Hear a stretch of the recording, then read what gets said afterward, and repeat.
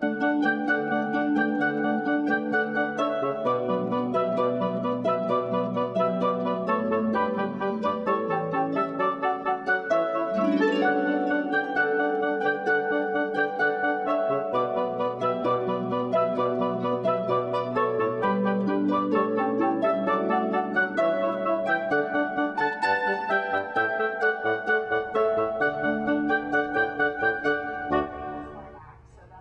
morning and welcome to For Heaven's Sake on KRON Channel 4.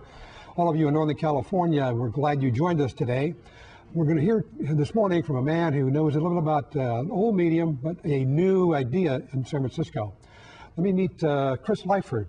He's the Director of Community Affairs for KSFB. That's 1260 AM on the dial. And it's just begun broadcasting Catholic radio. That's right. Is it not even a month, a little over a month just now as we're recording this, but just a little over a month as this airs. KSFB used to be Coit, December 10th. Now we are Immaculate Heart Radio. It's the 20th station, and in San Francisco at 1260. You can hear Catholic radio 24 hours a day, 7 days a week. That's really a wonderful thing for Catholics, for San Francisco and for Northern California, to have a radio station that really broadcasts Catholic information, Catholic programming, Catholic music. It's a delight, I think, what I've heard of it so far. How did it start? I mean, well, that's a great question. This is only a half-hour show, so we're going to do the abbreviated version. But really, I think more you know, too, that in 1962, in San Francisco, Father Peyton, the priest that coined that phrase, the family that prays together, stays together, gathered, what was it, 500,000 people at the Polo Grounds to pray a rosary in San Francisco.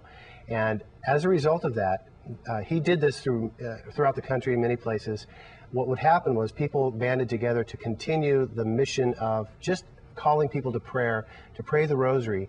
And they started what were then called rosary hours on the radio. They'd have the rosary aired, and people would support it because they'd buy the airtime. Sometimes it was donated. And through the years, different things happened. For example, in Portland, Oregon, it ended up becoming a full-time Catholic nonprofit, listener-supported radio station. And here, the Rosary Hour continued on for many years, and you know about that.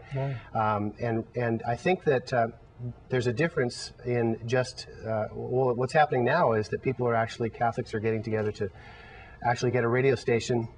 And now what happens is, now what do we do for the other 23 3/4 hours? You know, and the great thing is, in the last 10 years, 10 to 12 years, Catholic radio programming has experienced a huge growth.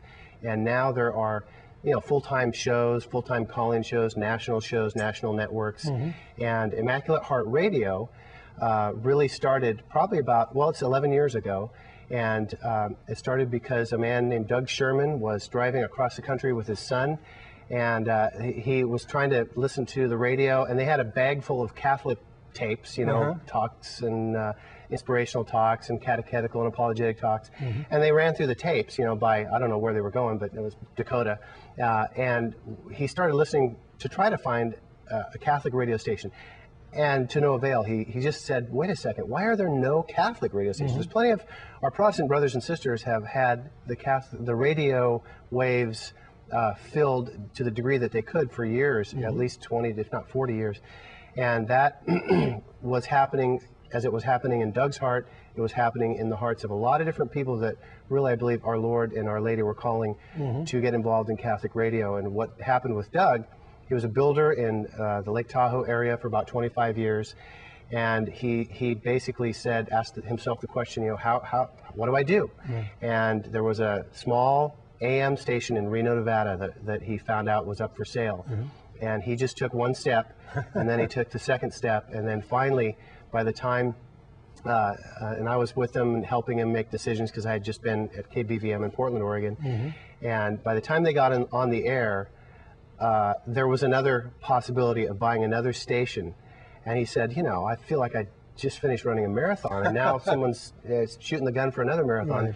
You know, so he said, I'm going to do it. And now 11 years later, this is KSFB 1260 AM is the 20th station now in the little network of Immaculate Heart Radio. And with this station, the listenership, the potential listening audience has doubled. The 19 stations covered approximately 8 million potential listeners. With this new station, which covers the area of San Jose, Oakland Diocese, San Francisco Archdiocese, and the Santa Rosa Diocese, probably up to Healdsburg, down to past San Jose, maybe Monterey, throughout Oakland, another 8 million people. So now we've doubled the listenership. And it's good because it's a listener-supported endeavor. So. It is, I think, and that's one of the reasons I think it's been so successful. I think people who have listened to it have been inspired by it and have beyond praying for the station, have given money to support the station. But Immaculate Radio that Doug started 10 or 11 years ago, there's in Fresno, there's New Mexico, so it's quite a few stations. Those 19 are from multi-state. That's right. It's throughout the Central Valley, Sacramento, and it's AM 1620, and this one, San Francisco, is 1260. So if you mess up a number, it's okay. You'll get depending on where you are. Right, but 1260 in 1260 AM. San Francisco. So and throughout the Central Valley, Fresno Diocese, Madera, and Stockton Diocese, and then in New Mexico, a couple stations down in Albuquerque. You believe in the power of radio. That's one of your first loves.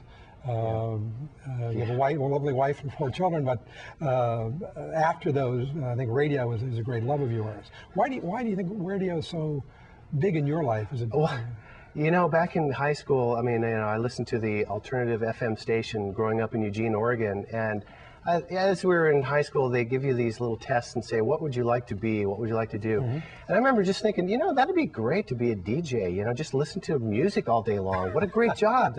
I'd like that, And so I actually was hoping somehow that's, I could finagle it, not even knowing, thinking that those guys just made all kinds of money, not even knowing, but that's what my heart wanted to do, because I love music, and I just thought it'd be great. And I also remember times just hearing things that would happen at the radio station live on the air that was exciting.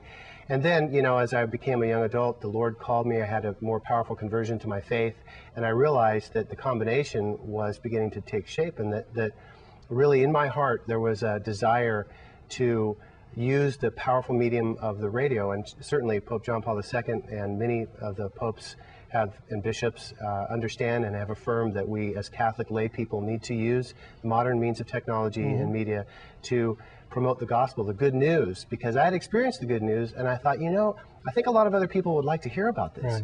And so it really certainly is something that all Christians are using, and as Catholics, really with regard to the United States, it's been probably about 11 or 12 years that this new wave has come.